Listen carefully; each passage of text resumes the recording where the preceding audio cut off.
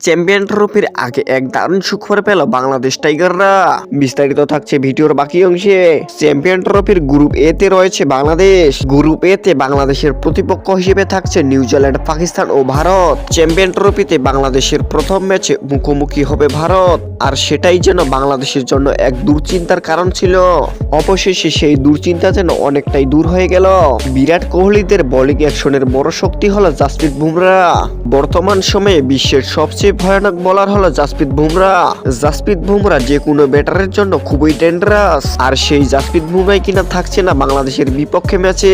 জানা যায় যে জাসপ্রীত বুমরা চোটের কারণে ইনজুরিতে পড়েছেন। চ্যাম্পিয়ন ট্রফির কয়েকটি ম্যাচে দেখা যাবে না জাসপ্রীত বুমরাকে, এবং জাসপ্রীত বুমরা দলে না থাকায় সেটাই বাংলাদেশের জন্য এক দারুণ সুখবর। চ্যাম্পিয়ন ট্রফিতে প্রথম রাউন্ডে দুইটি ম্যাচ জিততে পারলেই সুপার ফোরে খেলতে পারবে বাংলাদেশ টাইগাররা। তাই তো জাসপ্রীত বুমরা না থাকায় নিজেদের প্রথম ম্যাচে ভারতকে হারাতে পারে বাংলাদেশ টাইগাররা। তো দর্শক, বাংলাদেশ কি পারবে প্রথম ম্যাচে ভারতকে হারাতে? আপনার মূল্যবান মন্তব্যটি জানিয়ে দিন আমাদের ভিডিওর কমেন্ট বক্সে। ধন্যবাদ।